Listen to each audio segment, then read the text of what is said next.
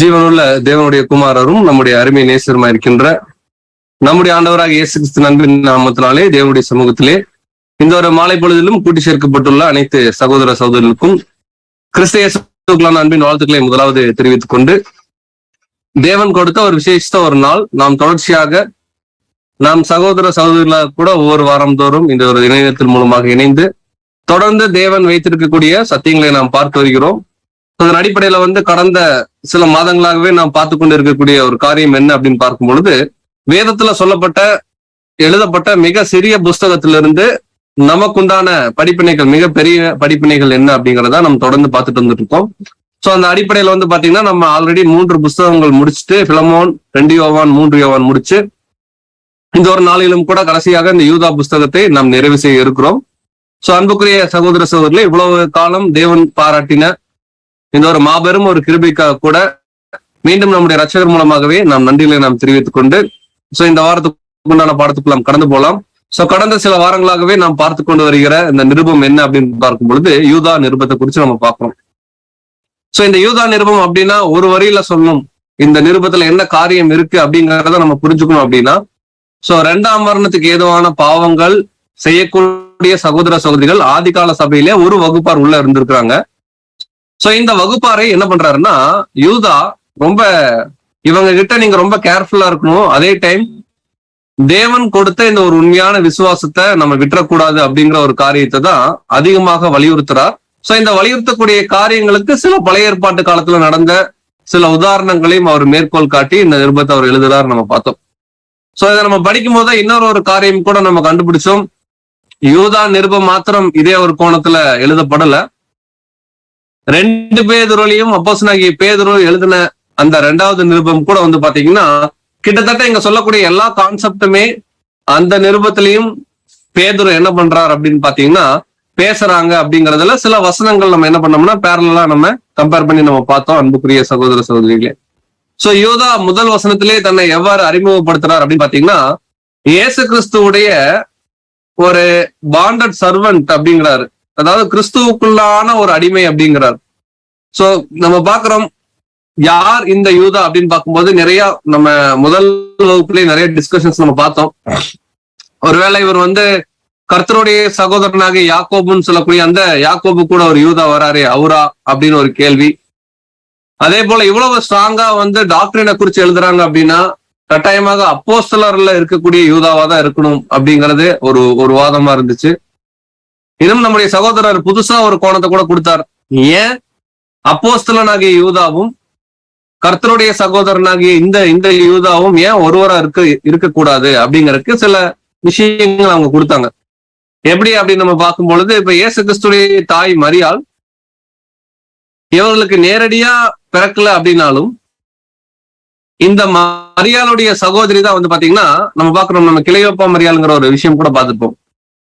யோசேப்புடைய சகோதரன் அவர் தான் யார் அப்படின்னா இந்த யூதாவுடைய அப்பாவா இருந்திருக்கணும். அவர் சீக்கிரமாவே மறிச்சிடுறாரு. அதுக்கப்புறம் யோசேப்புக்கு பிறக்கக்கூடிய பிள்ளைகள் தான் இந்த யாக்கோபு யூதாவா இருக்கணும், அவங்க கூட சலோமி இவங்கெல்லாம் இருக்கணும் அப்படிங்கிற ஒரு கோணத்தை நம்ம பார்த்தோம். அப்படி பார்க்கும்போது டைரக்டாவே இயேசு கிறிஸ்துவோடைய ஒரு ஃபேமிலியில இருக்கக்கூடியவங்க தான் இவங்க 2 பேரும் ஒண்ணுதான் அப்படிங்கிற ஒரு கோணம் கூட பார்த்தோம். பட் எது எப்படியோ தேவன் யூதா அப்படிங்கக்கூடிய ஒரு தேவ மனுஷனை கொண்டு இந்த புஸ்தகம் எழுதியிருக்கிறார். அதுதான் நமக்கு கிடைச்ச ஒரு தெளிவான வெளிச்சம். நம்ம நிறுத்தலாம். மற்ற காரியங்கள் எல்லாமே நம்முடைய தனிப்பட்ட ஆராய்ச்சிக்காக நம்ம வச்சுக்கலாம். அப்படி அவர் என்ன எழுதுறார் அப்படின்னு பார்க்கும்போது, முதல் 2 வசனங்கள்ல ஒரு கிரீட்டிங் கொடுத்துட்டு 3ஆம் வசனம் எழுதும் போதே அவர் சொல்றார், நான் ஒரு விஷயத்த பொதுவான ரட்சிப்பை குறிச்சு நான் உங்ககிட்ட எழுதணும்னு நான் பிரயாசப்பட்டேன். ஆனாலும் பரிசுத்தவான்களுக்கு ஒரு விஷயம் ஒப்பு கொடுக்கப்பட்ட இந்த மகா பரிசுத்தமான விசுவாசத்தை பத்தி உங்ககிட்ட எழுதுறதுக்கு நான் அதிக கருத்துள்ளவனா இருக்கிறேன் அப்படின்னு சொல்லிட்டு சபையில சில பேர் பக்க வழியாய் நுழையக்கூடிய சகோதரர்கள் இருந்திருக்கிறாங்க. அவர்களை குறிச்சு ஆரம்பிக்கிறார். அவங்க எல்லாம் எப்படி இருக்கிறாங்க அப்படின்னு அவர் எழுதுறாருன்னா 4ஆம் வசனத்துல, அவர்களுக்குள்ள ஒரு தெய்வ பயம் அல்லது தெய்வ பக்தி இல்லாத ஒரு கூட்டம் இருந்திருக்கு. ஏன் இந்த தெய்வ பயம் வரல அப்படின்னா, கம்ப்ளீட்டா சபையில அவர்கள் எப்படிதான் இருந்திருக்கிறாங்க அப்படின்னு பார்க்கும்போது ஒரு சுயநலவாதிகளாக இருந்திருக்கிறாங்க. அது மாத்திரம் இல்ல, உண்மையான அப்போஸ்தலரும் உண்மையாக வேதம் சொல்லக்கூடிய காரியத்தையும் இயேசு கிறிஸ்துவோடைய விஷயங்களையும் கூட அவர்கள் மறுதளிக்கக்கூடிய ஒரு குரூப்பா இருக்கிறான். சோ இந்த மாதிரி ஒரு குரூப்பை குறிச்சு கூட நம்ம 3 யோவான் புஸ்தகத்துல கூட நம்ம பார்த்தோம். காயோக்கு எழுதும் போது கூட அங்க நம்ம வந்து பாக்குறோம் இல்லைங்களா, தியோத்தரப்பு அப்படிங்கிற ஒரு சகோதரன். கிட்டத்தட்ட அந்த மாதிரியான சில சகோதரர்கள் தான் இங்க இருக்கிறதாக இங்க யூதா வந்து எழுதுறாரு. எழுதிட்டு என்னன்றாருன்னா, இவர்கள் வந்து ஆரம்பத்துல நல்லாதான் இருந்தாங்க, பட் அதுக்கப்புறம் ரொம்ப மோசமா போனாங்க. எப்படி அப்படிங்கும் போது சில பிப்ளிக்கல் எக்ஸாம்பிள்ஸ் அவர் சொல்றார் யூதா. என்னெல்லாம் சொல்றாங்க அப்படின்னு பார்க்கும்போது, சோ முதல்ல தேவன் தனக்குன்னு ஒரு சந்ததியை இஸ்ரேல் மக்களை தேர்ந்தெடுக்கும் போது கூட அவர்கள் கூட நல்லாதான் இருந்தாங்க. தேவனுடைய வழிநடத்தலை பார்த்து ரொம்ப பிரம்மாண்டம், ரொம்ப வந்து பிரமிச்சிருந்தாங்க. ஆனாலும் காலப்போக்குல இவர்கள் தேவனுக்கே விரோதமாக திரும்பினாங்க. கிட்டத்தட்ட இந்த மாதிரிதான் சபையில் இருக்கிற இந்த வகையான ஜனங்கள் அப்படின்னு கூட சொன்னாங்க. சோ அதேதான் நமக்கு கூட பாடமா பார்க்கும்போது, இன்னைக்கும் நம்ம தேவ திட்டத்துல ஆரம்பத்துல சத்தியத்துக்குள்ள வரும்போது எந்த ஒரு பரிசுத்தமான ஒரு இருதயத்தோட இந்த சத்தியத்துக்குள்ள நம்ம உள்ள வந்தோமோ, அதே மாதிரியான ஒரு இருதயம், அதே மாதிரியான ஒரு உணர்வு கடைசி வரைக்கும் நமக்குள்ள இருக்கணும். ஒருவேளை நாம தெய்வ பக்தி இல்லாதவர்களாக, சுயநலவாதிகளாக, இயேசு கிறிஸ்துடைய சத்தியத்தையும் அவருடைய காரியங்களையும் மறுதளிக்கிறவர்களாக நம்ம இருப்போமே ஆனால், இந்த நிருபத்துல வரக்கூடிய அந்த குரூப்ல நம்மளும் போய் இணைஞ்சிருவோம் அப்படிங்கிற ஒரு எச்சரிப்பை அவர் கொடுக்குறார். சோ இந்த ஒரு இஸ்ரேல் ஜனங்களை மட்டும்தான் அவர் சொல்றாருன்னா, அவர் நிறைய உதாரணங்கள் நமக்கு புரியும் வண்ணமாக சொல்லிட்டே போறார். சோ அடுத்த உதாரணம் அவர் வந்து சொல்லும்போது கூட 6ஆம் வசனத்துல அவர் பேசிட்டு இருப்பார். அதாவது தங்களுக்குன்னு ஒரு வாசஸ்தலம் இருந்துச்சு இந்த தேவ தூதர்களுக்கு பரலோகம்.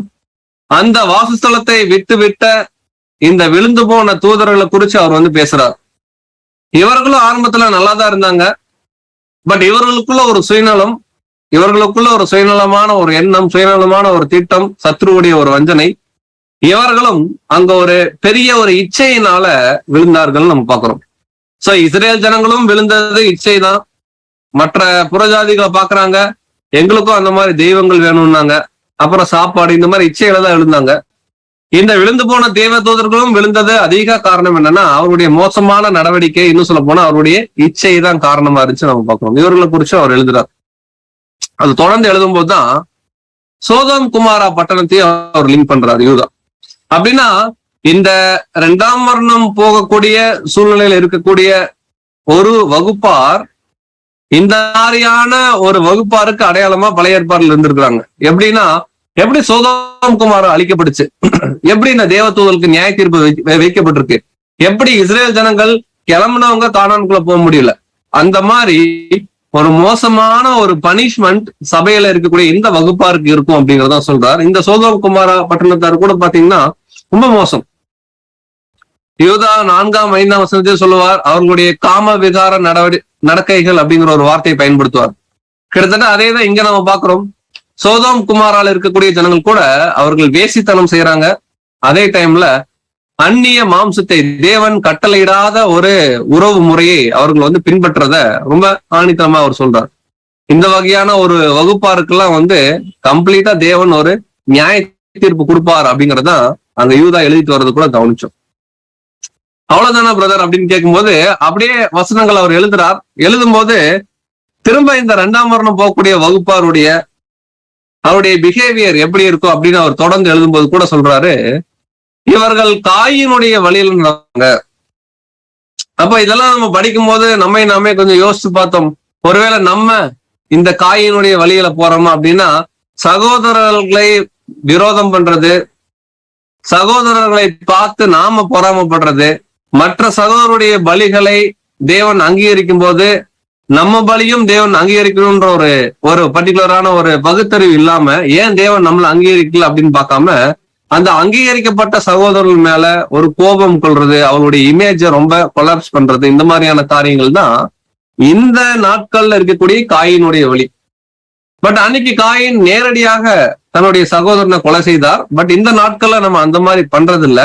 இருந்த போதிலும் ஒரு சகோதரனுடைய நல்ல பேருக்கு நாம் களங்கம் ஏற்படும் வண்ணமாக ஒரு அவதூறு பரப்புவர்களாகவோ ஒரு பகை உணர்வு உள்ளவர்களாகவோ நாம் இருக்கும் பட்சத்துல கட்டாயமாக அந்த மாதிரி ஒரு வகுப்பார் இருந்தாங்க அப்படின்னா அவர்கள் என்ன ஒரு சூழ்நிலைக்கு தான் போவாங்க அப்படிங்கிற ஒரு எச்சரிப்பு கொடுக்கிறாருன்னா, அவர்கள் காயின் வழியை பின்பற்றுறாங்க. காயின் சாத்தானால உண்டானவன், ஏன்னா பொல்லாங்கனால் உண்டா இருந்தவன் பாக்குறோம். சோ கட்டாயமாக அவனுக்கு வரக்கூடிய நியாய தீர்ப்புலதான் இவர்களும் போவாங்க அப்படிங்கிறது தான் அவர் சொன்னார். அப்படியே ரெண்டாவது ஒரு உதாரணம், பொருளாசைக்கு ஒரு உதாரணம் சொன்னார். சோ இந்த வகையான வகுப்பார் எப்படி இருப்பாங்கன்னா, அதாவது ஒரு பொறாமை குணம் மாத்திரம் இல்ல, ஒரு சுயநலவாதிகளா, இன்னும் சொல்ல போனா ஒரு பொருளாசை உடையவர்களா கூட இருப்பாங்க. எப்படி அப்படின்னு பாத்தீங்கன்னா, பிழையாமை போல. தேவன் பயன்படுத்தின ஒரு தீர்க்கதரிசி, ஆனாலும் அங்க வெள்ளியும் பொண்ணும் வரும்போது இங்க தேவன் தனக்கு ஏத்த மாதிரி ஏதாவது மாத்தி சொல்லுவாரான்னு சொல்லி தேவன் கிட்ட ஏதோ ஒரு வகையில இவருக்கு ஃபேவர் வேணுங்கிறதுக்காக அவர்களை அன்னைக்கு இரவு தங்க வச்சு, ஆனாலும் தேவன் அனுமதிக்கிறார், நீ கிளம்பி வேணா போ அப்படிங்கிறார். போற வழியில கழுதையின் மூலமா கூட அவர் பேசுறார். அப்ப கூட அவருக்கு புத்தி வரல, கடைசியா தான் வந்துச்சு. சோ அப்படின்னு பார்க்கும்போது ஏதோ ஒரு வகையில தேவனுடைய திட்டத்துல இந்த வகையான இரண்டாம் மரணம் போகக்கூடிய வகுப்பார் ஒரு சுயநலவாதிகளாகவும், ஒரு பொருளாசை, இன்னும் சொல்ல போனா ஏதோ ஒரு ஆதாயத்துக்காக இதை ஊழியமாகவோ அல்லது ஒரு சத்தியத்தில் இருக்கக்கூடிய சகோதர சகோதரிகளாகவோ அவர்கள் டிராவல் பண்ணுவாங்க. எந்த ஒரு ஆதாயத்தை நாம் நோக்கி சென்றாலுமே வசனம் சொல்லுது அது யாருடைய வழி அப்படின்னு பார்க்கும்போது இது பிழையாமுடைய வழி. கட்டாயம் ஒருபோதும் தேவன் அப்பேற்பட்ட சகோதர சகோதரர்களுக்கு துணை நிற்க மாட்டாங்க. சோ இவர்கள் எந்த வகுப்பார இங்க அடையாளப்படுத்துறாங்க அப்படின்னு பாத்தீங்கன்னா, கடைசி காலத்துல இந்த இரண்டாம் மரணம் போகக்கூடிய வகுப்பார். அப்படியே சொல்லும் போது இந்த இரண்டாம் மரணம் போகக்கூடிய வகுப்பாருக்குள்ள இருக்கக்கூடிய மிக மோசமான தன்மை என்ன அப்படின்னா மேட்டிமை. நம்ம கிளியரா நம்ம பாக்குறோம், இதெல்லாமே சாத்தானுக்குள்ள இருந்துச்சு. சோ இங்க கோராகு அவருடைய குடும்பத்தாரை குறிச்சு பேசும்போது கூட மோசே ஆரோனுக்கு விரோதமாக அவர்கள் முறுமுறுக்கிறாங்க. என்ன நீங்க மட்டும்தான் ஊழியம் பண்ணுவீங்களா? நாங்களும் பண்ணுவோம், நாங்களும் லேவியர்கள் தான் அதாவது கடவுளுக்கு உண்மையா ஊழியம் பண்ணக்கூடிய ஒரு மைண்ட் இல்லாம தங்களை மேன்மைப்படுத்தவும் அவர்களை ரொம்ப கீழே தள்ளவும் அப்படிங்கிற ஒரு வகையான மோசமான மேட்டிமை சிந்தையில வர்றத தேவன் பார்த்தாரு. இவர்களையும் தேவன் பாத்தீங்கன்னா அன்புதான் செலுத்தினார். பட் ஆனா தேவன் ஒரு சிவியர் பனிஷ்மெண்ட் கொடுத்தார். தங்களுடைய குடும்பங்களோட, மிருக ஜீவன்களோட அவர்களை தரையா என்ன பண்ணாருன்னா பூமி பிளந்து அவர்கள் உள்ள போனாங்கன்னு பார்க்கணும். சோ இந்த வகையான பேரழிவுகள், இந்த வகையான மோசமான சுபாவம் இருக்கக்கூடிய சில குரூப்ஸ யூதா இங்க எங்க கம்பேர் பண்றாருன்னா, இரண்டாம் மரணம் போகக்கூடிய வகுப்பாருடைய செயல்பாடுகள் கூட இப்படிதான் இருக்கும். ஒருவேளை இந்த மாதிரி செயல்பாடுகள் யாருக்குள்ளயாவது இருக்கு அப்படின்னா முதல்ல நம்மை தற்பாதுகாத்துக் கொள்ளணும். அதே தருணத்துல இந்த மாதிரியான செயல்பாடுகள் ஒருபோதும் நமக்குள்ள வராம நாம் தற்பாதுகாத்துக் கொள்ளணும் அப்படின்றது. சரி பிரதர், இந்த மாதிரி இரண்டாம் மரணம் போறவங்களுடைய நிலை என்ன அப்படின்னா, அவங்க சபைக்குள்ளதான் இருப்பாங்களா? இவ்வளவு மோசமா யாராவது சபையில இருப்பாங்களா அப்படின்னு கேட்கும்போது கூட அதே யூதா நம்ம சொல்லும்போது கூட அவர் ஒரு வார்த்தையை சொல்றார், இவர்கள் உங்களுடைய அன்பின் விருந்துகளில் கரைகளா இருந்து, இவர்கள் நம்மோட தான் ஐக்கியப்பட்டிருப்பாங்க. இந்த ஒரு 7ஆம் கால சபையில நம்ம கூட தான் ஃபெலோஷிப்ல இருப்பாங்க, நம்ம கூட தான் கன்வென்ஷன் வருவாங்க, நம்ம கூட தான் எக்லீஷியா வருவாங்க. ஆனாலும் ஒருவேளை நம்முடைய பார்வையில தெரியாம இருக்கலாம், இந்த வகையான மோசமான சுபாவம் உடைய சகோதரனோ சகோதரியோ தேவனுடைய பார்வையில, ஏன்னா அவரு தான் இருதயத்தை ஆராய்றார், அவருடைய பார்வையில நம்முடைய அன்பின் விருந்துகள்ல இவர்கள் எப்படி இருப்பாங்கன்னு சொல்றாருன்னா கரைகளாக இருப்பாங்க, ரொம்ப ஒரு ஒண்ணா இருப்பாங்க தேவனுடைய பார்வையில. அடுத்து சொல்றார், பயமே பட மாட்டாங்க. பிரச்சனையே அதுதான், கர்த்தருக்கு பயப்படுதலே ஞானத்தின் ஆரம்பம். இதுக்குள்ள என்ன இருக்காதுன்றாருன்னா பயமின்றி விருந்துண்டு அப்படின்னா எக்லீஷியால் இருக்கக்கூடிய எல்லா சப்ஜெக்ட்ஸ் கேட்பாங்க, ஒருவேளை சப்ஜெக்ட் பேசுவாங்க, எல்லா காரியம் நிகழும். விருந்துண்டு தங்களை தாங்களே மேய்த்துக் கொள்வார்கள். ஒரு வகையான சுயநலமா, ஒரு சுய நீதியிலேயே தன்னை வழிநடத்தக்கூடிய சகோதரனாகவும் சகோதரியாகவும் இருப்பாங்க. இந்த வகையான கூட்டத்தார் கட்டாயம் சபையில இருப்பாங்கன்றார். அடுத்து சொல்றார், இவர்கள் எப்பேற்பட்டவர்கள் சொல்லும் போது சில நேச்சரை வச்சு உதாரணம் சொல்றார், சில இயற்கையை வச்சு யூதா நமக்கு புரியும் வண்ணத்துல சொல்றார். காற்றுகளால் அடியுண்டு ஓடுகிற தண்ணீரற்ற மேகம். சோ மேகம் மழை கொடுக்காது, இந்த மேகம் பார்க்க அழகா இருக்க மாதிரி இருக்கும், ஆனா காத்து எந்த பக்கம் அடிக்குதோ அந்த பக்கம் ஓடும். இதனால ஒரு பயன்பாடும் இல்லை. கிட்டத்தட்ட இதுதான் சத்தியம், இதுதான் உண்மைன்னு சொல்லி ஒரு சத்தியத்துல ஸ்ட்ராங்கா நிக்க மாட்டாங்க. பலவிதமான காற்றுகள் அடிக்கும் போது அங்கேயும் இங்கேயும் ஓடுவாங்க. அதே டைம் இந்த வகையான கூட்டத்தாருக்குள்ள ஒரு ஸ்டஃப் இருக்காது, தண்ணி இருக்காது, வெறுமனே ஒரு ஸ்டஃப் இல்லாத ஒரு மேகத்தை போல இவர்கள் இருப்பார்கள் அப்படின்றார். சோ இதெல்லாம் நம்ம படிக்கும்போது ஒருவேளை நாம இந்த மாதிரி ஒரு வகுப்பாரா இருந்தக்கூடாது அப்படிங்கிற ஒரு எச்சரிப்பு கட்டாயம் நம்ம எல்லாருக்குள்ளேயும் ஒரு கவனம் தேவைங்கிறத இந்த இடத்துல நம்ம பார்க்கிறோம் அன்புக்குரிய சகோதர சகோதரிகளே. அது மாத்திரம் இல்ல, அவர் இன்னொரு உதாரணம் கூட சொல்றார். சோ இந்த வகையான வகுப்பார் எப்படி இருப்பாங்கன்னு சொல்றாருன்னா, இலை உதிர்ந்து கனியற்று 2 தரம் செத்து வேறற்று போன மரம். அப்படின்னு என்னன்றாருன்னா, கட்டாயம் இவர்களால திரும்ப கனி கொடுக்க முடியாது. அப்ப இவர்களால திரும்ப கனி கொடுக்க முடியாதுன்னா ஏன் அப்படின்னு கேட்கும்போது, இவர்களுக்குள்ள வேர் இல்ல. வேர் யாருன்னா நம்முடைய கர்த்தராகிய இயேசு கிறிஸ்து. அப்போ அவருக்குள்ள நிலை நிற்காம தங்களை தாங்களே மேய்த்துக் கொள்ளக்கூடிய ஒரு சுயநலமான எண்ணமுடைய, ஒரு பொருளாசையுடைய, ஒரு மோசமான செயல் செய்யக்கூடிய இந்த ஒரு வகுப்பார் ஒருபோதும் மரமாக நிற்க முடியாது. அவர்கள் இலையும் உதிரும், அவர்களால கனியும் முடியாது. அவர்கள் செத்து போன மரத்தை போல இவர்கள் ஒப்பாவார்கள். அவர் என்ன சொல்றாருன்னா, நம்மோட விருந்தில் இருப்பாங்க, யாருன்னு தெரியாது. ஒருவேளை அந்த மாதிரி சுபாவம் ஒருவேளை உதாரணத்துக்கு இப்ப எனக்குள்ள இருக்கு அப்படின்னா, வெளியிருந்து பார்க்கக்கூடிய சகோதர சகோதரிக்கு இது கட்டாயம் தெரியாது. ரொம்ப ஒரு இயல்பா இருப்பாங்க. பட் பவுல் சொல்றாரு, நிறைய இடங்கள்ல சொல்றாரு, இந்த வகையான வகுப்பார் சபையிலே இருந்திருக்கிறாங்க, சிலருடைய விசுவாசத்தை கவிழ்த்தும் போட்டிருக்கிறாங்க அப்படின்னு கூட அவர் சொல்றாரு. அப்படி நம்ம பார்க்கும்போது கட்டாயம் சபைக்குள்ள, ஏன்னா தேவன் அழைக்கும் போதே சபையை தான் கூப்பிடுறார். அதுல இன்னொரு பார்ட் பிரிகிறாங்க, 2ஆம் மரணம், இன்னொரு பார்ட் பிரிகிறாங்க, திரள் கூட்டம்னு பாக்குறோம். அப்ப கட்டாயம் இந்த அழைப்புக்குள்ள இந்த 2ஆம் மரணம் போகக்கூடிய வகுப்பார் இருப்பாங்க அப்படிங்கிறதுல எந்த டவுட் இல்லை. இவருக்குள்ள என்ன இருக்காதுன்னா பயம் இருக்காது. அவர்களே என்ன பண்றாங்கன்னா மேய்த்துக் கொள்வார்கள் பார்க்கணும். அடுத்து இதோட நிக்காம தொடர்ந்து யூதா எழுதுறாங்க. இதெல்லாம் நம்ம கடந்த வாரம் பார்த்தோம். இவங்க எப்படி இருப்பாங்கன்னா, தங்களுடைய அவமானங்களை நுரைத்தள்ளுகிற அமளியான கடல் அலைகளும். அப்படின்னா அங்க என்ன சொல்றாரு அப்படின்னு பார்க்கும்போது, இந்த கடல் அலையில வரக்கூடிய நுரை கொஞ்ச நேரம் இருக்கும், அதனால ஒரு பயன் இல்லை. அப்படியே அந்த நுரை என்ன ஆகும்னா டிசால்வ் ஆயிரும்.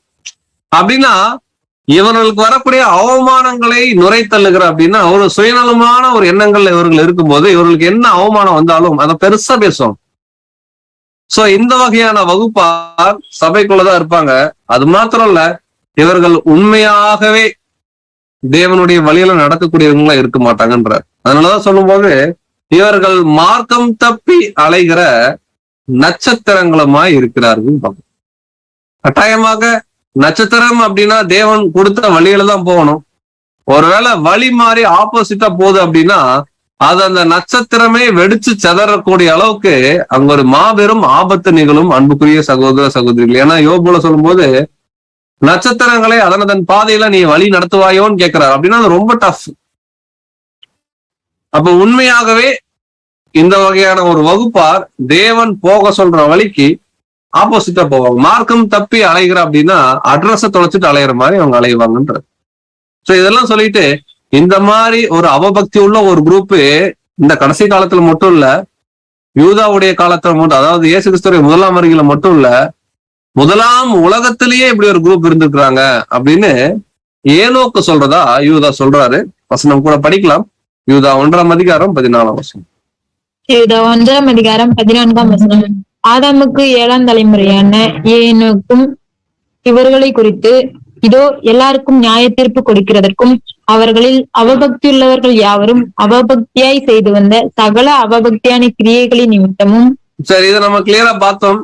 ஆதாமுக்கு 7ஆம் தலைமுறை நம்ம பார்க்கிறோம். ஆதாம்ல இருந்து 7th ஜெனரேஷன்ல வர்ற ஏனோக்கு இந்த மாதிரி ஒரு வகுப்பாரை குறிச்சு முன்னமாகவே தீர்க்கதரிசனம் சொல்லியிருக்கார். இது இயேசு கிறிஸ்துடைய 2ஆம் வருகையில இவர்களுக்கு சிவியரான பனிஷ்மெண்ட் கிடைக்கும் சொல்லியிருக்காருன்னு சொல்லிட்டு அவர் ஆரம்பிக்கிறார். அவர் என்ன சொன்னார் அப்படிங்கறது கூட 15ஆம் வசனத்துல படிக்கலாம்.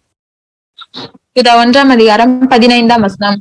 நமக்கு விரோதமாய் அவபக்தியுள்ள பாவிகள் பேசின கடின வார்த்தைகள் எல்லாவற்றின் நிமித்தமும் அவர்களை கண்டிக்கிறதற்கும் ஆயிரமான தமது பரிசுத்தவான்களோடு கூட கர்த்தர் வருகிறார் என்று முன்னறிவித்தான். பாருங்க, இப்ப இயேசு கிறிஸ்து வரார், நிறைய தூதர்களோடு, ஆயிரமான தூதர்களோடு வந்து இந்த அவபக்தி உள்ள ஒரு சந்ததியை அழிக்க போறாருங்கிறத கிட்டத்தட்ட 1ஆம் உலகத்திலேயே யார் சொல்றாங்க அப்படின்னு பாத்தீங்கன்னா ஏனோக்கு சொல்றாரு. இப்ப கேள்வி, இயேசு கிறிஸ்துடைய 2ஆம் வருகையில நிகழக்கூடிய ஒரு சம்பவத்தை ஏனோக்கு முன்னதாகவே சொல்றாரு அப்படின்னா கட்டாயமா அவர் வாழ்ந்த காலத்துல ஒரு பின்னணி. சோ என்ன அப்படின்னு பாத்தீங்கன்னா நம்ம கடந்த வாரமே கூட பார்த்தோம். அதாவது நோவாவுடைய காலத்துலதான் ஒரு மோசமான ஒரு சந்ததி வந்துச்சு. இதோடைய ஆரிஜின் மேபி ஒரு 700 வருஷத்துக்கு முன்னாடியே இதோடைய சிம்டம்ஸ் இந்த மாதிரி ஒரு சுபாவம் இருக்கக்கூடிய ஜனங்கள் ஏனோக்குடைய காலத்துல இருந்திருக்கலாம். ஏனோக்கு இதெல்லாம் தாங்க முடியாம தான் அவர் தேவன்கிட்ட பேசியிருக்கணும். தேவன் அவர் அங்கிருந்து வேற ஒரு இடத்துக்கு எடுத்துக்கிட்டாருன்னு நம்ம பாக்குறோம். ஏனோக்கு பரலோகம் போகல, கிளியரா இருக்கு.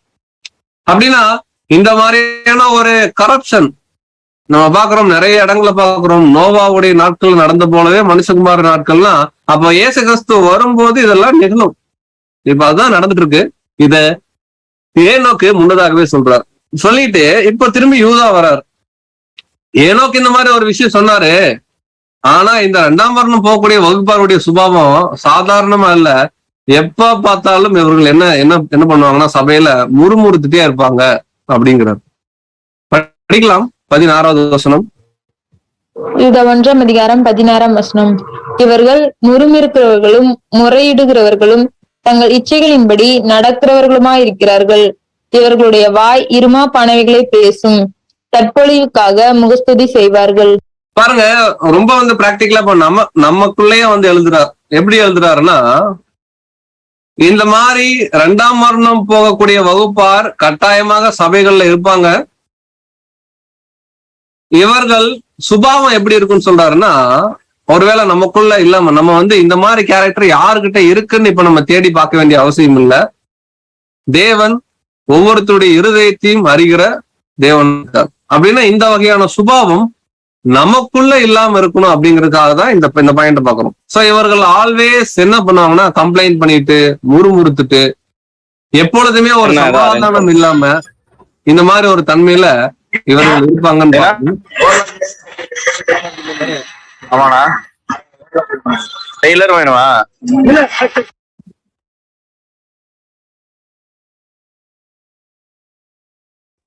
ராபர்ட் பிரதர் இல்ல பிரதர், நான் இது நான் பண்ணிட்டேன், விட்டுருங்க.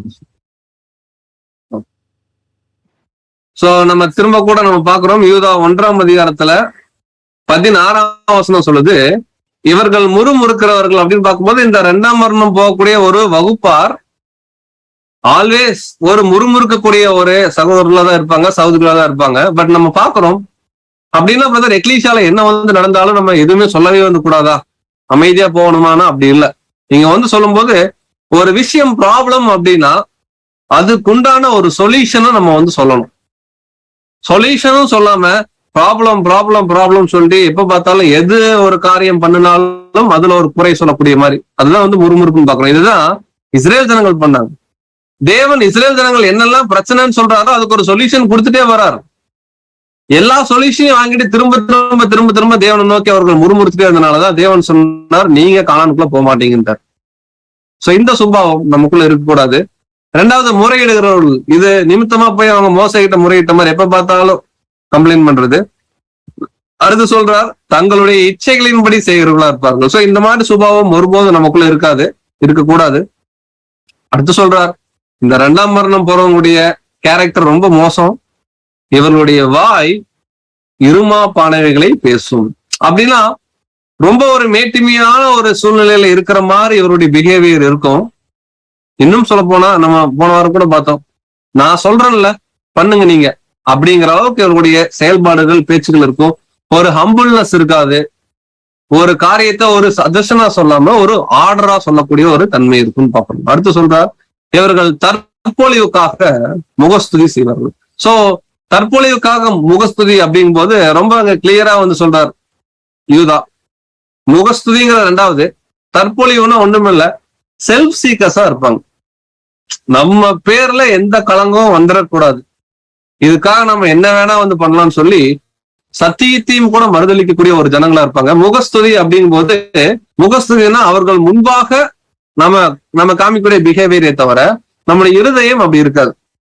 சோ இதுதான் அவர் கிளியரா சொல்லிட்டு, இப்ப இதெல்லாம் 2ஆம் வர்ணம் போகக்கூடிய வகுப்பாரை குறிச்சு அவர் பேசுறார். நம்ம கிட்ட சொல்றார், இந்த மாதிரிலாம் நீங்க இருக்காதீங்க அப்படின்னு யூதா சொல்லிட்டு இப்ப நேரடியாவே நம்ம கிட்ட பேசுறார். நீங்களோ பிரியமானவர்களே, ஆக்சுவலா 3ஆம் வசனத்துல அவர் பேசினார், பிரியமானவர்களே அப்படின்னு ஆரம்பிச்சார். அதுக்கப்புறம் பேசவே இல்லை. அதுக்கப்புறம் இந்த மாதிரி மோசமான ஜனங்களை குறிச்சே பேசிட்டு திரும்ப இந்த புஸ்தகத்தை முடிக்கும் போது இப்ப நம்மளை பார்த்து சொல்றார், உண்மையான தேவனுடைய பிள்ளைகளை பார்த்து சோ என்ன அவர் சொல்றார் அப்படிங்கிறத நம்ம தொடர்ந்து வாசிக்கலாம். யூதா 1:17. யூதா 1:17. நீங்களோ பிரியமானவர்களே, நம்முடைய கர்த்தராகிய இயேசு கிறிஸ்துவின் அப்போஸ்தலரால் முன் சொல்லப்பட்ட வார்த்தைகளை நினைவு கூறுங்கள். பாருங்க, இங்க ரொம்ப தெளிவா சொல்றார். சோ எது எப்படியோ, எந்த மாதிரி வகுப்பார் சபைகளுக்குள்ள இருந்தாலும் இல்லாம இருந்தாலும் கவலையே படாதீங்க. நீங்களோ பிரியமானவர்களே, உண்மையான தேவனுடைய பிள்ளைகளை பார்த்து யூதா சொல்றார், நீங்களோ beloved அப்படிங்கிறார்.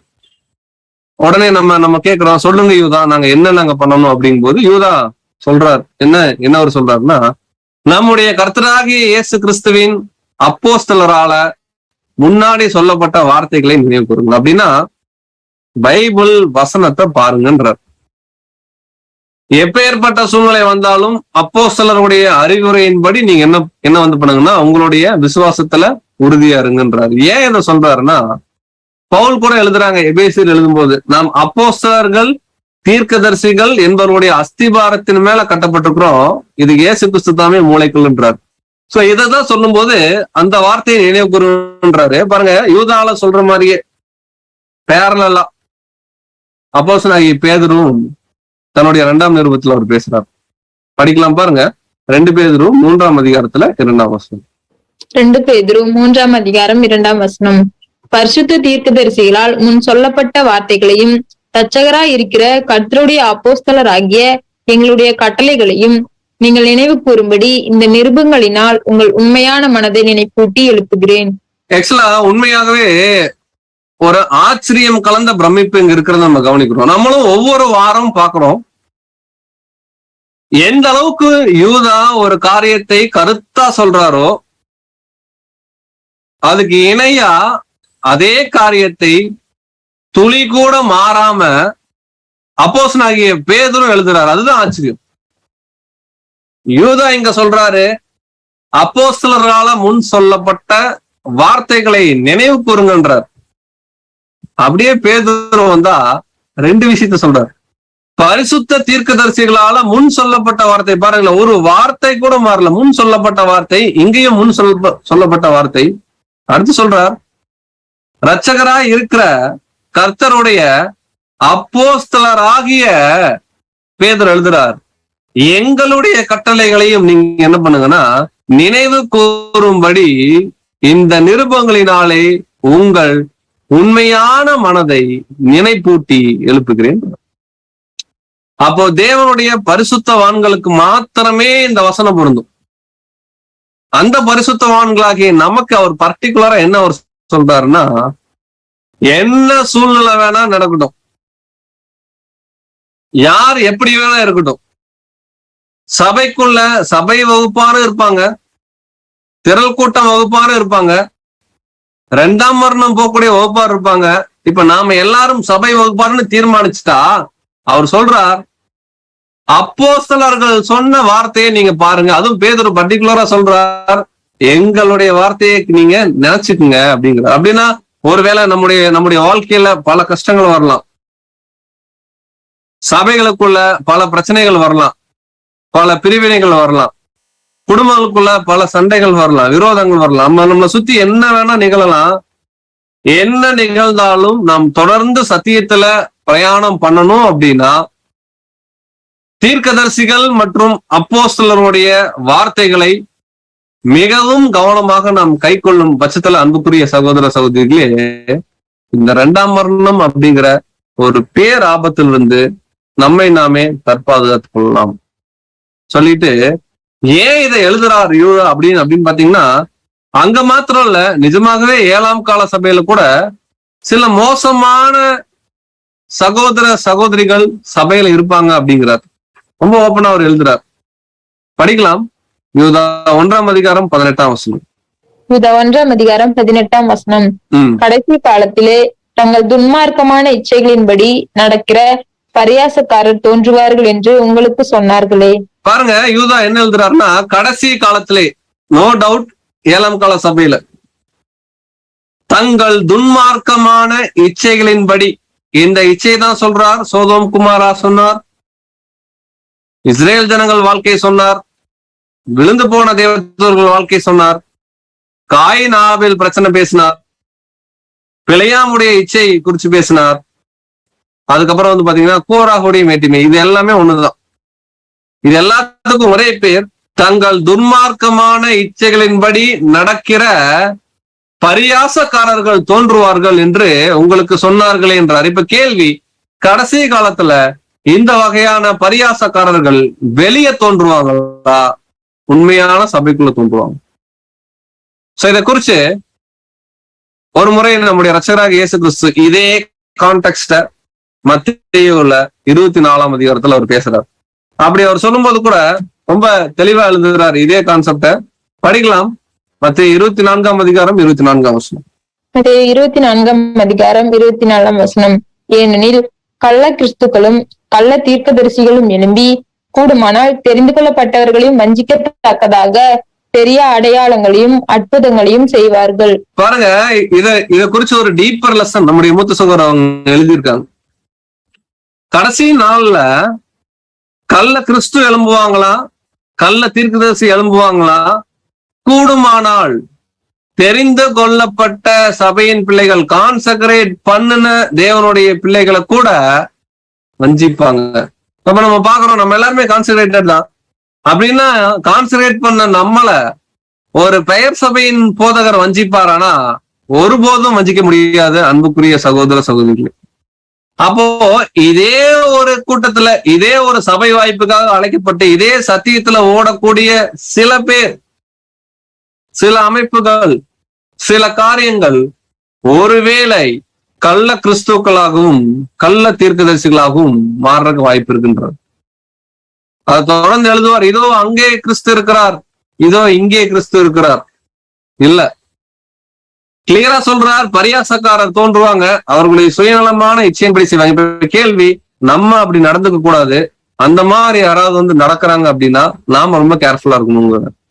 இதே கான்செப்ட, கடைசி நாளுங்கிற இதே கான்செப்ட பாருங்க, திரும்ப திரும்ப அப்போஸ்தலனாகிய பேதுரும் யூதாவும் அவர்கள் ஒரே மைண்ட்ல இந்த கான்செப்ட எழுதுறாங்கன்றத ப்ரூவ் பண்ணிட்டே இருக்கிறாங்க நம்ம கிட்ட. ஒரு வசனத்துக்கு இணை வசனம் கொடுக்கிறாரு பேதுரு.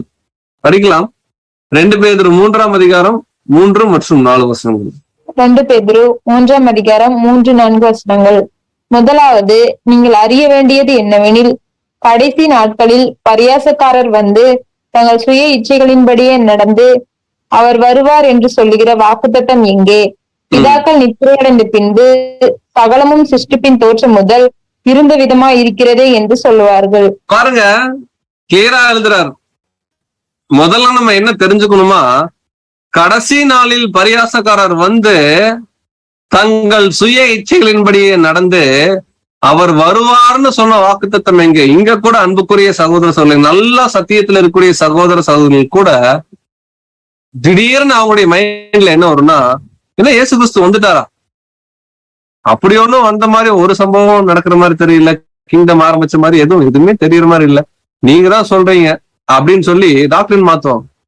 அவர் கிளியரா சொல்றார், பிதாக்கள், அதாவது எல்லாம் இறந்தவங்க இறந்த கண்டிஷனாவே இருக்கிறாங்களே, ஒண்ணு இந்த உலகம் மாறலையே, அவர் வருவார்னு சொன்ன வாக்குத்தத்தை எங்க? நம்ம கிட்ட வேற மாதிரி கேட்பாங்க. அவர் வந்து வந்துட்டாருங்கிறீங்களே, ஒண்ணுமே நடக்கலையே. அவர் சொல்றார், அப்படி யாராவது சொன்னாங்கன்னா தங்கள் சுய இச்சைகளின்படி செய்யக்கூடிய பரியாசக்காரர். சரி பிரதர், இந்த மாதிரி ஒரு வகுப்பார் நம்ம மத்தியில இருக்கிறாங்க அல்லது இருப்பாங்க அப்படின்னா இவர்களுடைய சுபாவம் எப்படி இருக்கும்? சபைகளுக்குள்ள இவருடைய பிஹேவியர் எப்படி இருக்கும்? இவங்களுடைய மோட்டிவேஷன் எப்பவுமே எப்படி இருக்கும்னா அவர் கிளியரா எழுதுறார், ரொம்ப மோசமா இருப்பாங்கன்றார். படிக்கலாம். யூதா 1ஆம் அதிகாரம் 19ஆம் வசனம். யூதா 1ஆம் அதிகாரம் 19ஆம் வசனம். இவர்கள் பிரிந்து போகிறவர்களும் ஜென்மஸ்பாவத்தாரும் ஆவியில்லாதவர்களுமாமே. பாருங்க, ரொம்ப ஓப்பனா எழுதிட்டார். இவர்கள் பிரிந்து போகிறவர்கள். ரொம்ப நம்ம இயல்பா சொல்லணும் அப்படின்னா, ஒருவேளை சபையில ஒரு சூழ்நிலை ஒண்ணு நடக்குது, தனிப்பட்ட ரீதியில நமக்கு அது வந்து பிடிக்கல அப்படின்னா அந்த சூழ்நிலை தான் தவறே தவிர இது வரைக்கும் நம்ம கற்றுக்கொண்ட சத்தியம் ஒருபோதும் தவறாகாது. உடனே நம்ம என்ன முடிவுக்கு வந்துருவோம்? நம்மளுடைய எல்லாருடைய வாழ்க்கையில இந்த மாதிரி ஒரு சூழ்நிலை கட்டாயம் ஏதோ ஒரு நாட்கள்ல வந்திருக்கும். பட் ஒருவேளை தேவன் திருப்பி நம்மளை கூப்பிட்டு வந்து இப்ப ரெடி பண்ணிட்டு இருப்பார், நான் இனிமேல் சபைக்கு வர மாட்டேன். எப்ப இப்படி தோணும் அப்படின்னு பாத்தீங்கன்னா, சத்தியம் நல்லா வேர் ஊன்றி நிக்கல அப்படின்னா இப்படி ஒரு மைண்ட் வரும். அவர் சொல்றாரு இதோடைய டேஞ்சர் என்னன்னா, வேர் பிடுங்கப்பட்டுரும், இலை உதிர்ந்துரும், கனி அற்றுவோம். நம்ம இவ்வளவு நாளா பெற்றுக்கொண்ட சத்தியத்துக்கு உண்மையா இல்லாத போது ஒரு மோசமான ஒரு நியாயத்தீர்ப்புக்குள்ள நம்ம போயிருன்றார். இவர்கள் பிரிந்து போகிற ஒரு கூட்டத்தார். இப்ப பார்த்தாலும் கம்ப்ளைண்ட் பண்ணிட்டு முறுமுறுத்துட்டு முறையிட்டு பிரிந்து போகிற மைண்ட்லயே இருப்பாங்க. அடுத்து சொல்றார், ஜென்ம சுபாவத்தார் ஒருபோதும் ஆவிக்குரியவன் ஆவிக்குரிய காரியங்களோடு ஒப்பிட்டு பார்க்காம எப்ப பார்த்தாலுமே இவர்கள் சபைகளுக்குள்ள மாம்சமான காரியங்களே பேசிட்டு இருப்பாங்க. அடுத்து சொல்றார், ஏன் இவங்க மாம்சமான காரியத்தை பேசுறாங்க? ஆக்சுவலா நம்ம எக்லீஷியால கூடுறோம். ஒவ்வொரு முறையும் நம்ம கூடும்போது ஒருவேளை அந்த சபை ஹாலுக்குள்ள அல்லது நாம் சகோதர சகோதரிகளை சந்திக்கும் போது நாம் பேசக்கூடிய வார்த்தைகள் ஒண்ணு நம்முடைய சபையுடைய வளர்ச்சிக்கா இருக்கணும், ரெண்டாவது நம்முடைய தனிப்பட்ட ஆவிக்குரிய வளர்ச்சிக்கா இருக்கணும், மூணாவது நம்ம பேசுறதுனால மற்றவர்கள் பக்தி விருத்திக்கு ஏதோ ஒரு காரியங்கள் கற்றுக்கொள்ளணும். இந்த மாதிரி ஏதோ ஸ்பிரிச்சுவலா நடந்துச்சுன்னா வெல் அண்ட் குட். இது எதுவுமே இல்ல, ஒரு உலகத்தாரை போல நம்ம பேசி கொண்டிருக்கிறோம்னா அதுக்கு காரணம் என்னங்கிறாருன்னா, இதோட எக்ஸ்ட்ரீம் தான். அதாவது இந்த மாதிரி பேசுறவங்களா ரெண்டாம் மரணம் நம்ம சொல்லல, இது கொஞ்சம் கொஞ்சமா ஊடுருவி ரொம்ப மோசமான நிலைமை கொண்டு போகும். இது காரணம் அவர்களுக்குள்ள என்ன இல்லைங்கிறாருன்னா, அவர்கள் ஆவியில ஜெனிப்பிக்கப்படவே இல்லை. அன்புக்குரிய சகோதர சகோதரிகள், பேரளவுல ஞானஸ்தானம் எடுத்து பேரளவுல சபைக்குள்ள இருக்கிறாங்க. தேவ திட்டம் ஒருவேளை ஆவியில ஜெனிப்பிக்கப்பட்டிருந்தா அந்த உண்மையான புது சிருஷ்டியை அவர்கள் வளர விடாம அவர்கள் புது சிருஷ்டியை அழித்து கொண்டு இருக்கிறார்கள் அப்படிங்கறத நம்ம புரிஞ்சுக்கணும். அடுத்து சொல்றார், இப்படி எல்லாம் இருப்பாங்க. திரும்ப யூதா நம்மகிட்டே வர்றார், நீங்களோ பிரியமானவர்களே நீங்க இந்த மாதிரி இருக்காதீங்கன்ற. படிக்கலாம், யூதா 1:20. யூதா 1:20. நீங்களோ பிரியமானவர்களே உங்கள் மகா பரிசுத்தமான விசுவாசத்தின் மேல் உங்களை உறுதிப்படுத்திக் கொண்டு பரிசுத்த ஆவிக்குள் ஜெபம் பண்ணி. பாருங்க, அவர் என்ன சொல்றார்? நீங்களோ பிரியமானவர்களே, 3வது முறை சொல்றார். உங்கள் மகா பரிசுத்தமான விசுவாசத்தின் மேல் உங்களை உறுதிப்படுத்தி கொண்டு. இதைத்தான் பேதுருவும் சொன்னாங்க, யூதாவும் சொன்னாங்க. தீர்க்கதரிசிகளுடைய வார்த்தையும் கர்த்தராகிய இயேசு கிறிஸ்துடைய அப்போஸ்தலருடைய வார்த்தைகளையும் எப்பொழுதும் நீங்க மனசுல நினைச்சுக்கணுங்கிறத நாங்க நினைப்பூட்டுறோம், எழுதி உணர்த்துறோம். நாங்க அதான் சொல்றாரு, பரிசுத்தமான விசுவாசத்தின் மேல உறுதிப்படுத்தி கொண்டு பரிசுத்த ஆவிக்குள் ஜெபம் பண்ணி. ஒருவேளை சபையில நம்முடைய மற்ற அங்கங்களை எப்பொழுதுமே நாம் தேற்றக்கூடிய சகோதரனாக சகோதரியாக சபையில் இருக்கணும்ன்றார். இதை குறிச்சு பவுல் தெசலோனிக்கேயருக்கு எழுதுறார். பாருங்க, 1 தெசலோனிக்கேயர் 5:11 படிக்கலாம். 1 தெசலோனிக்கேயர் 5:11. ஆகையால் நீங்கள் செய்து வருகிறபடியே ஒருவரை ஒருவர் தேற்றி ஒருவருக்கொருவர் பக்தி விருத்தி உண்டாகும்படி செய்யுங்கள். பாருங்க, இதே சபையில யூதா எழுதும் போது 2ஆம் வர்ணம் போகக்கூடிய வகுப்பார் எப்படி இருப்பாங்கன்னா, அவர்களுடைய பிகினிங் ஸ்டேஜ் அவங்க கம்ப்ளைண்ட் பண்றது, முறையிடுறது, முறுமுறுக்கிறது, பிரிஞ்சு போகிற மைண்டு, ஜென்ம சுபாவம், ஆவி இல்லாத தன்மையில் இருப்பாங்கன்னு. ஆனா நீங்களோ பிரியமானவர்களே நீங்க உங்களையும் பாதுகாத்துக்குங்க. நம்ம கிட்ட சொல்றார், மற்றவர்களையும் நீங்க அதிகமாக என்கரேஜ் பண்ண சொல்றாரு. அதான் சொல்றார், நீங்கள் ஒருவரை ஒருவர் தேற்றி. நீங்க சொல்லுங்க, ஒருவரை ஒருவர் எப்படி தேற்றுறது? உலக பிரகாரமான வார்த்தைகளை சொல்லியா? பெயர் சபையில சொல்லக்கூடிய வார்த்தையை சொல்லியானா? இல்ல, சத்தியத்தின் மூலமா ஒருவரை ஒருவர் தேற்றி ஒருவருக்கொருவர் பக்தி விருத்தி உண்டாகும்படி செய்யுங்க. அப்படின்னா எக்லீஷியால நாம பண்ற ஒரு வேலை, ஒரு விஷயம் மற்ற சகோதரன் பார்க்கும்போது அவருக்கு ஏதோ ஒரு வகையில அது ஒரு பக்தி விருத்திக்கு ஏதுவா இருக்கணும். ஒருவேளை அவருடைய இடர்களுக்கு ஏதுவாக நாம் ஒரு செயல் செய்யறோம் அப்படின்னா, சபையில இன்னொரு வசனம் இருக்கு, நம்ம ஞாபகம் வச்சுக்கலாம். இந்த சிறியரில் ஒருவனுக்கு நீங்கள் இடரல் உண்டாக்கினால் அவன் கழுத்துல எந்திரக்கல்ல கட்டி தூக்கி கடல்ல போட்டுருவார் தேவன். அப்படின்னா ஒரு ஆட்டாங்கல்ல கட்டி கடல்ல தூக்கி போட்டா அவரால் திரும்ப வர முடியாது. விச் மீன்ஸ் 2ஆம் மரணம்ங்கிறார். அந்த அளவுக்கு டேஞ்சர்ன்றார். இதுதான் எபிரேயர்ல கூட கவனிக்கிறோம். எபிரேயர் 10:24 வாசிங்க. எபிரேயர் 10:24. மேலும் அன்புக்கும் நற்கிரியைகளுக்கும் நாம் ஏவப்படும்படி ஒருவரை ஒருவர் கவனித்து. பாருங்க, ஆக்சுவலா இங்கிலீஷ்ல ப்ரொவோக் ஒன் அனதர் அப்படின்னு இருக்கும். அப்படின்னா ஒருவேளை எக்லீஷால நம்முடைய நடக்கைகள், ஏன்னா நீங்களும் பிரியமானவர்களையும் சொல்லிட்டாரு. இப்ப நம்ம கிட்டதான் பேசுறாரு. நம்மள நிறைய சகோதரர்கள் சகோதரிகள் எக்லீஷால பார்த்துட்டு தான் இருப்பாங்க. நம்ம யாரு, நம்முடைய பிஹேவியர் என்ன, நம்ம எந்த அளவுக்கு ஜீலா இருக்கிறோம், எந்த அளவுக்கு நம்ம நடிக்கிறோம், எந்த அளவுக்கு ரொம்ப ஹம்புலா இருக்கிறோம், எந்த அளவுக்கு ரொம்ப ஹம்புலா இருக்கிற மாதிரி நடிக்கிறோம், எல்லாமே எக்லீஷாக்கு வெட்ட வெளிச்சமா தெரியும். ஆனா ஒருபோதும் யாரும் நம்ம கிட்ட ஓப்பனா சொல்ல மாட்டாங்க. காரணம் என்ன அப்படின்னு பார்க்கும்போது ஏதோ ஒரு வகையில தேவன் அவர்களை ரெடி பண்ணுவாருன்னு விசுவாசம். ஆனா இங்க பர்டிகுலரா பாக்குறோம், எக்லீசியால இருக்கக்கூடிய நம்ம ஒவ்வொருத்தருமே ஏதோ ஒரு வகையில நம்ம பண்ணக்கூடிய ஊழியங்கள், செய்கள், தியாகங்கள், நம்ம பண்ணக்கூடிய பிரசங்கம், நம்ம பாடக்கூடிய பாட்டு, வாசிக்கக்கூடிய வசனம் எல்லாமே மற்ற சகோதர சகோதரிகளுக்கு அது ஒரு ஜீல் கொடுக்கிற மாதிரி, ஒரு பக்தி வைராக்கியத்தை உண்டு பண்ற மாதிரி, அவங்களும் நல்ல கிரியை செய்யற மாதிரி ஏவப்படும்படி இருக்கணுங்கிற. அதான் யூதால சொல்லும் போது, நீங்களும் பிரியமானவர்களே உண்மையான ட்ரூத்தை புடிச்சுக்குங்க. பரிசுத்த ஆவிக்குள்ள நீங்க என்ன பண்ணுங்க, நீங்க ஜபம் பண்ணுங்க. ஜபம் மட்டும் பண்ண பத்தாது, அடுத்து அவர் சொல்றாரு, வாசிக்கலாம். அதுலயே யூதா 1:21. யூதா 1:21. தேவனுடைய அன்பிலே உங்களை காத்து கொண்டு நித்திய ஜீவனுக்கு ஏதுவாக நம்முடைய கர்த்தராகி இயேசு கிறிஸ்துவினுடைய இரக்கத்தை பெற காத்திருங்கள். பாருங்க, ரொம்ப தெளிவா எழுதுறார். தேவனுடைய அன்பிலே உங்களை என்ன பண்ணுங்க அப்படின்னா, தேவனுடைய இந்த அகாப்பே அன்புல உங்களை காத்து கொள்ளுங்க, நித்திய ஜீவனுக்கு ஏதுவான அந்த ஒரு இரக்கத்தை பெற நீங்க என்ன பண்ணுங்கன்னா அவருடைய சமூகத்துல வெயிட் பண்ணுங்க. அப்படின்னா இங்க ரெண்டு நம்ம பாக்குறோம், டூஸ் அண்ட் டோன்ட்ஸ்.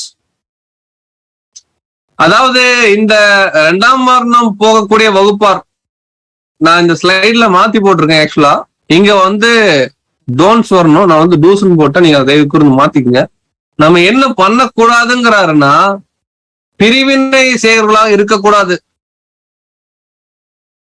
இது டோன்ட்ஸ்ன்ற நீங்க பாத்துக்கங்க, நான் டூஸ்ன்னு போட்டிருக்கேன். அதாவது நாம் செய்யக்கூடாதது நீங்க புரிஞ்சுக்குங்க. பிரிவினை செய்யக்கூடாது, ஒருபோதும் மாம்சமான எண்ணத்துல நடக்கக்கூடாது. அப்படின்னா எப்படி பிரதர் நடக்கணும் அப்படின்னா, இங்க டூஸ்ன்னு போட்டுங்க, நான் டோன்ட்ஸ்ன்னு போட்டேன், தவறுதான்.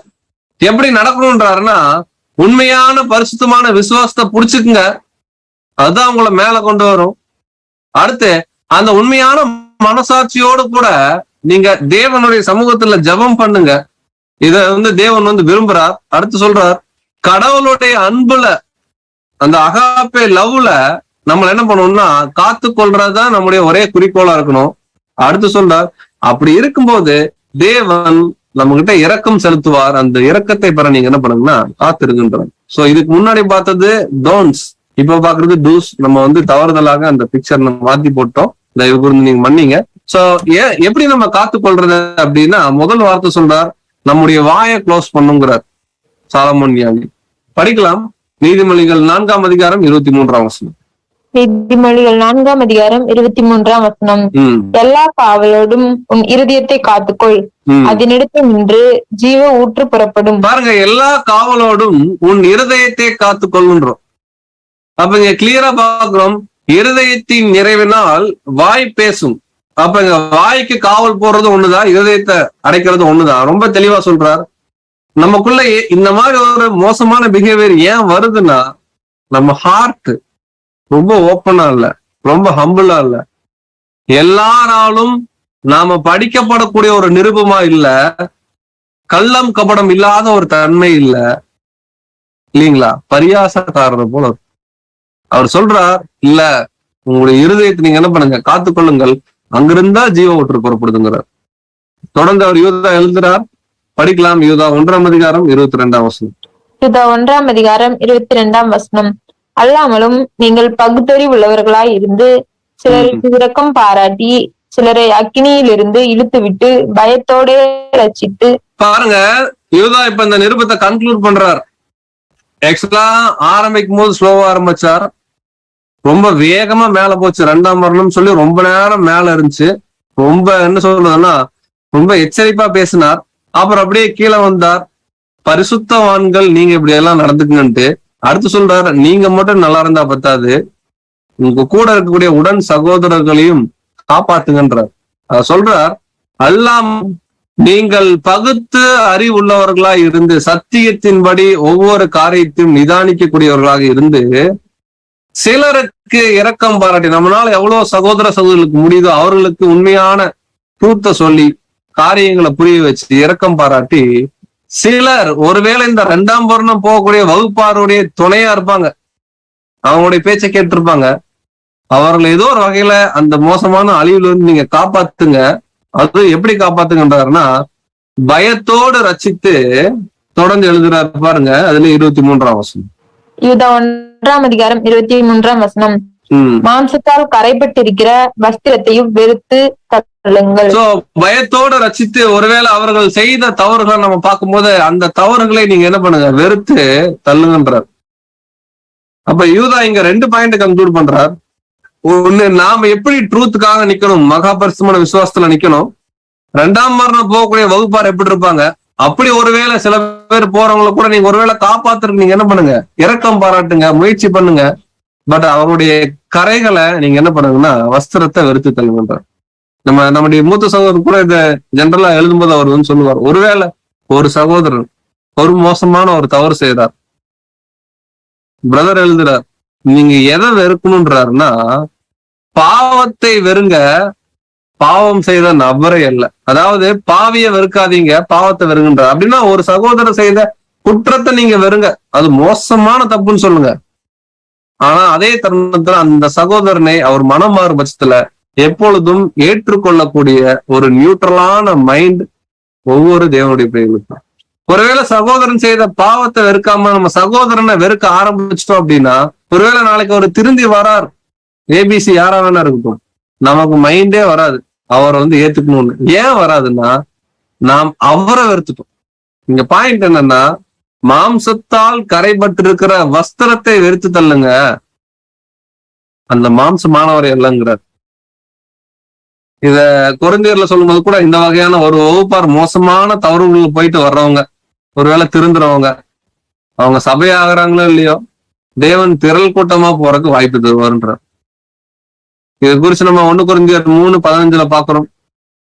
அவன் கட்டினது வெந்து போனாலும் அவன் ரட்சிக்கப்படுவான். அதே போல 1 கொரிந்தியர் 5ஆம் அதிகாரத்துல ஒரு சகோதரன் விபச்சாரம் பண்றார், அவன் பிசாசுடைய ஆக்கினி அடையும்படி அவனை வந்து ஒப்பு கொடுங்கன்றார். அப்படின்னா மகா உபத்திரவ காலத்துக்கு அந்த சகோதரனை ஒப்பு கொடுங்கன்றார். சோ இதெல்லாமே திரள் கூட்ட வகுப்பாருக்கு ஒரு அடையாளமா இருக்கு. சார் வசனம் படிச்சிடலாம். 1 கொரிந்தியர் 3ஆம் அதிகாரம் 15ஆம் வசனம். 1 கொரிந்தியர் 3ஆம் அதிகாரம் 15ஆம் வசனம். ஒருவன் கட்டினது வெந்து போனால் அவன் நஷ்டமடைவான், அவனோ ரட்சிக்கப்படுவான், அதுவும் அக்னியில் அகப்பட்டு தப்பினது போல் இருக்கும். பாருங்க, ரொம்ப முயற்சி பண்ணி சபைக்குள்ள இருக்கிற இன்னொரு வகுப்பாரு திரள் கூட்டம், ஒருவன் கட்டினது வெந்து போனால் அவன் நஷ்டமடைவான், ஆனால் அப்படிங்கிற வார்த்தை தான், ஆனால் ரட்சிக்கப்படுவான், அதுவும் எப்படி இருக்கும்னா அக்னியில் அகப்பட்டு தப்பினது போல. சோ ஒரு மிகப்பெரிய ஒரு உபத்திரவத்துல மாட்டி வெளியே வரக்கூடிய ஒரு வகுப்பார் 2ஆம் மரணம். அவர் சொல்றாரு, சிலருக்கு நீங்க இரக்கம் பாராட்டுங்க, இழுத்து விட முயற்சி பண்ணுங்க சொல்லிட்டு கடைசியா 2 வசனம் அவர் சொல்லி இந்த நிருபத்தை அவர் முடிக்கிறார். சோ அது என்னங்கிறத வாசிக்கலாம். யூதா 1ஆம் அதிகாரம் 24ஆம் வசனம். யூதா 1ஆம் அதிகாரம் 24ஆம் வசனம். வலுவாதபடி உங்களை காக்கவும் தமது மகிமையுள்ள சன்னிதானத்திலே மிகுந்த மகிழ்ச்சியோட உங்களை மாசற்றவர்களாய் நிறுத்தவும் வல்லமை உள்ளவரும். பாருங்க, இங்க 2 காரியம் சொல்றார். வலுவாதபடி அப்படின்னா நீதிமான் 7 முறை என்ன பண்ணுவாங்க, விழுந்தாலும் எந்திரிப்பாங்க. இங்க சொல்றார், வலுவாதபடி உங்களை ஒருத்தரால காப்பாற்ற முடியும்ன்றார்.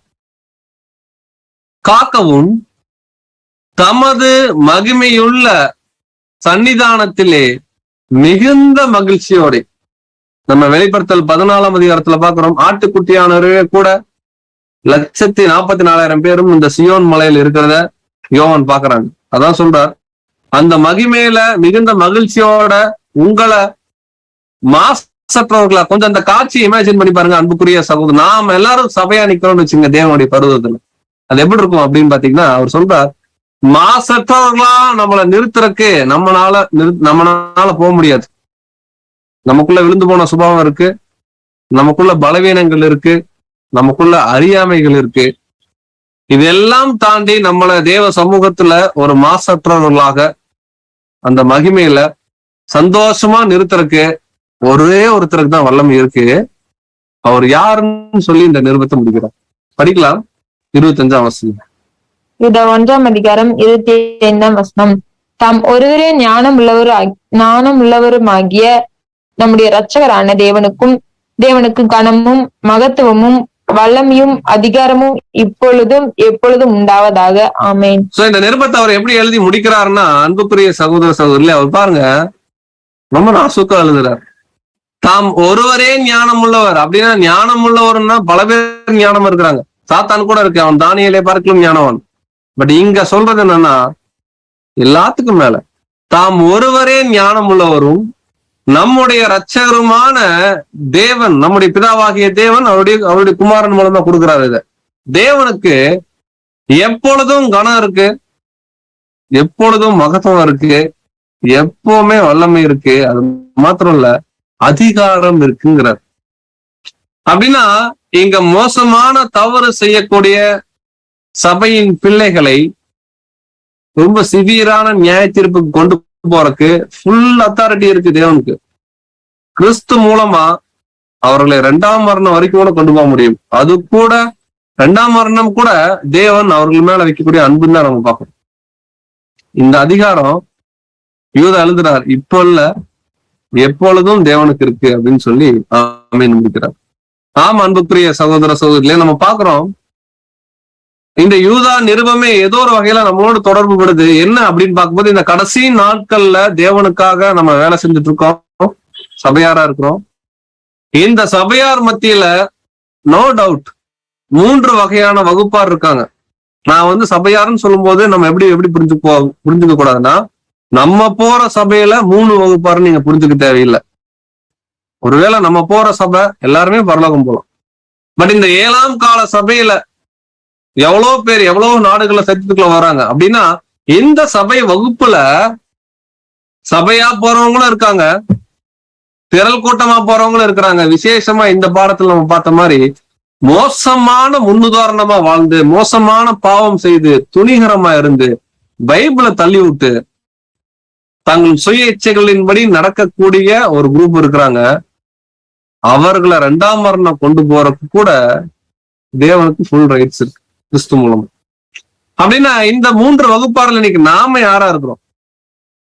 பிரதர், நாம தான் அந்த பிரியமானவர்கள், நாங்க தான் அந்த பரிசுத்தமான விசுவாசத்தை நாங்க புடிச்சுக்கிட்டவங்க. அப்படின்னா இனி ஒவ்வொரு சூழ்நிலைகளிலும் நம்முடைய தனிப்பட்ட வாழ்க்கையிலும் சரி, சபையாரா இருந்தாலும் சரி, இந்த வசனங்களை, இந்த வார்த்தைகளை நாம் நினைவு கூர்ந்து, ஒருவேளை நாம முகஸ்துதி பண்றோமா, ஒருவேளை நமக்குள்ள பிரிந்து போற ஆவி இருக்கா, ஒருவேளை நம்ம உலகத்தானை போல எப்ப வந்தாலும் எக்லீசியால உலகத்தானை போலவே பேசுறோமா, ஒருவேளை ஒரு ஸ்பிரிட் இல்லாத மாதிரி நம்ம இருக்குமா, ஒருவேளை வேறில்லாத ஒரு மரத்தை போல இருக்குமா, தண்ணீர் இல்லாத மேகத்தை போல இருக்குமா? இதெல்லாம் ஏன் உதாரணம்? காயினை போல இருக்குமா, பிழையாம போல இருக்குமா, இல்லைங்களா? கோராகா, இல்ல விழுந்து போன தேவ தூதர்களா, இஸ்ரேல் ஜனங்களா, சோதம் குமாராவா, என்னெல்லாம் உதாரணம் சொல்ல முடியுமோ யூதா ரொம்ப ஸ்ட்ராங்கான உதாரணங்களை சொல்லிட்டார். சோ இனி நம்முடைய தனிப்பட்ட வாழ்க்கையில நம்மளை சுத்தி நடக்கிற விஷயங்களானாலும் சரி, நமக்குள்ள நடக்கிற விஷயங்களானாலும் சரி, எந்த வகையிலும் இந்த மாதிரியான ஒரு சுபாவத்துக்கு நாம போயிடக்கூடாது. ஒருவேளை யாராவது போறாங்க அப்படின்னா அவர்கள் எப்படியாவது அங்கிருந்து சிலருக்கு இரக்கம் பாராட்டி நாம் கிறிஸ்துவுக்குள்ள திரும்ப அவர்களை மீட்டெடுக்கிறதுக்கு நம்ம முயற்சி எடுக்கணும். இது எல்லாமே நம்மளால முடியாது, எல்லா அதிகாரத்தையுடைய தேவனாலதான் முடியும்னு சொல்லி இந்த நிருபத்தை அவர் முடிக்கிறார். அன்புக்குரிய சகோதர சகோதரி, ஆக இவ்வளவு காலம் தேவன் அவருடைய மாபெரும் ஒரு கிருபையினாலும் அவருடைய இரக்கத்தினாலும் கூட தொடர்ந்து எந்தவித ஒரு தடையும் இன்றி அவருடைய வேத வசனங்களை நாம் பார்த்து, கட்டாயமாக பாடம் கேட்ட உங்களுக்கு மாத்திரம் இல்ல, பாடம் படிக்கும் போது தனிப்பட்ட முறையில கூட அடியனுக்கும் நிறைய விஷயங்களை தேவன் கற்றுக் கொடுத்தாங்க. சோ கற்றுக் கொடுத்த நம்முடைய பிதாவாகிய தேவனுக்கு நம்முடைய ரட்சகர் மூலமாகவே நாம் கொடான கொடி நன்றியை தெரிவித்துக் கொள்ளலாம். இந்த ஒரு வாய்ப்பினை கொடுத்த அனைத்து சகோதர சகோதரர்களுக்கும் கிறிஸ்துவுக்களான அன்பின் வாழ்த்துக்களை நாம் தெரிவித்துக் கொண்டு, சோ இந்த பாடத்தை நம்ம என்ன பண்ணோம்னா இதோடு கூட நம்ம நிறைவு செய்யறோம். தேவன் தாமே தொடர்ந்து வரக்கூடிய வாரங்களிலும் தொடர்ந்து தேவனுடைய கிருபையின்படி நம்ம அனைவரும் வழிநடத்துவாராக. ஆமென்.